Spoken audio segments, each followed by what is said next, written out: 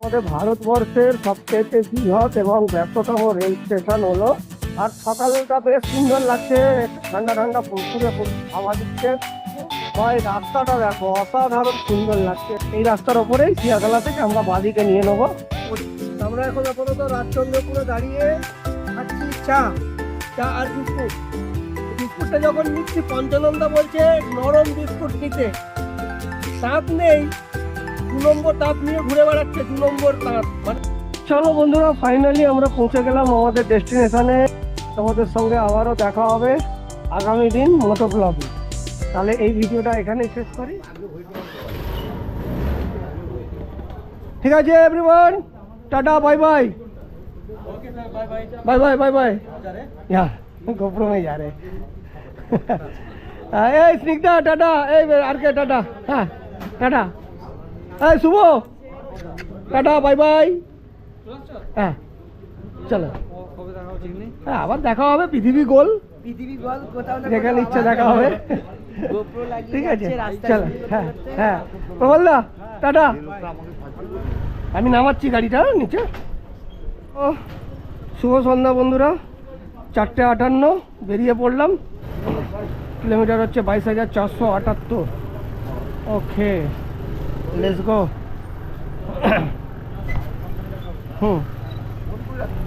জয় মাতারা, জয় মাতারা।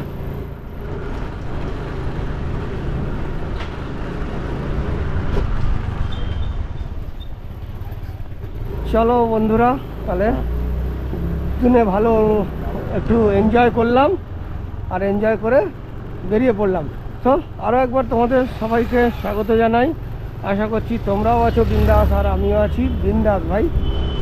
এর আগের ব্লগে তোমরা দেখেইছো যে আমি কলকাতা থেকে মোটামুটি 70 কিলোমিটারের মতন রাইড করে পৌঁছেছিলাম জাঙ্গিপাড়া।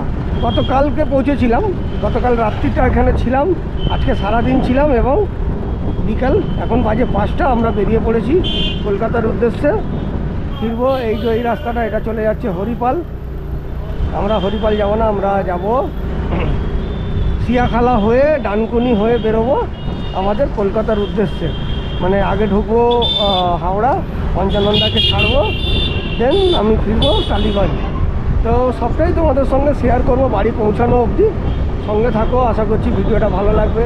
কমেন্ট করো কেমন লাগলো, আর ভালো লাগলে লাইক করে দিও। চ্যানেলটাকে যারা এখনও সাবস্ক্রাইব করোনি, সাবস্ক্রাইব করে পাশে থেকো। অলরেডি যারা পাশে রয়েছে সবাইকে ধন্যবাদ জানাই। চলো আজকে বৈকালিক জার্নি তোমাদের সঙ্গে শেয়ার করছি। হ্যাঁ হ্যাঁ, এই যে যাবো, এখন দেখতে পাবো কিনা জানি না।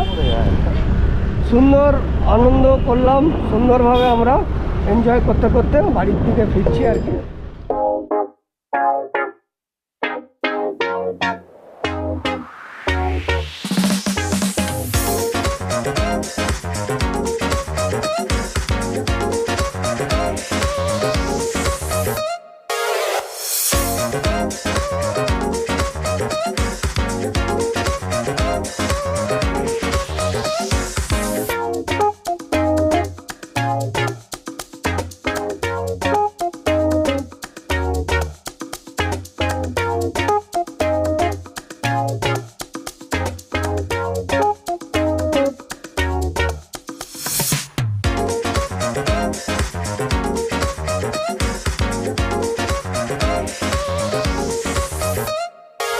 তো বন্ধুরা, আমরা চলে এসেছি সিয়াখালা মোড়। আর সিয়াখালার মুখ থেকে জাঙ্গিপাড়া যেখানে অনুষ্ঠান হচ্ছে, ডিস্টেন্স হচ্ছে 15 কিলোমিটার। 15 কিলোমিটার জার্নি কমপ্লিট করলাম, এসে গেলাম সিয়াখালার মোড়। আর ঘড়ি বলছে টাইম 5:30, 5:30 বাজে। এবার এইখান থেকে হাওড়া যেতে কত সময় লাগে দেখছি। বাঁ দিকের রাস্তাটা চাপাডাঙ্গা হয়ে তারকেশ্বরে যাচ্ছে, প্লাস তোমরা আরামবাগের দিকে যেতে পারো, কৃষ্ণপুরের দিকে যেতে পারো। বন্ধুরা, আমরা চলে এসেছি রামচন্দ্রপুর। রামচন্দ্রপুর পৌঁছে গেছি, দেখো 6:45। আমরা তার মধ্যে 15 মিনিটের একটা ব্রেক নিয়ে এক জায়গায় দাঁড়িয়েছিলাম, চা খাচ্ছিলাম আর কি। তারপর আবার গাড়ি রওনা দিয়েছি। সেটা হচ্ছে ডানকুনি ঢোকার অনেকটা আগেই দাঁড়িয়েছিলাম, ওটা আর তোমাদের সঙ্গে শেয়ার করিনি। এখন লোকালে ঢুকে পড়েছি, রাস্তা জ্যাম আছে, হালকা জ্যাম তো থাকবেই এই সময়। চলো তো তো এগোতে থাকি। এই রাস্তাটা হচ্ছে বহুত পুরনো রাস্তা এটা। ওই যে পাশে হচ্ছে টোল রাস্তা, নিবেদিতা সেতু, যেটা সেই নিবেদিতা সেতুতে উঠতে পারবে তোমরা। নিবেদিতা সেতুর উপর দিয়ে বাইক অ্যালাউ নেই, নিবেদিতা টোলের ওপরে তোমাদের এই রাস্তাটাই ধরতে হবে। সামনে জ্যাম পাবো আমরা একটু, হচ্ছে কী অবস্থা, ওদিক দিয়ে গাড়ি আসার পজিশানই নেই।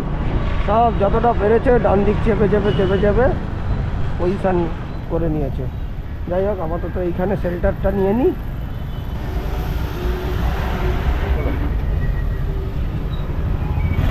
এখানে এরকমই হয়।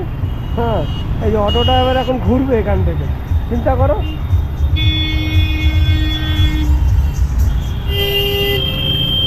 এই জায়গাটা হচ্ছে মেন ভাইটাল জায়গা, এই জায়গাটা পার করে ফেললাম, ব্যাস রাস্তাটা এবারে ফাঁকাই পাবো সামনে।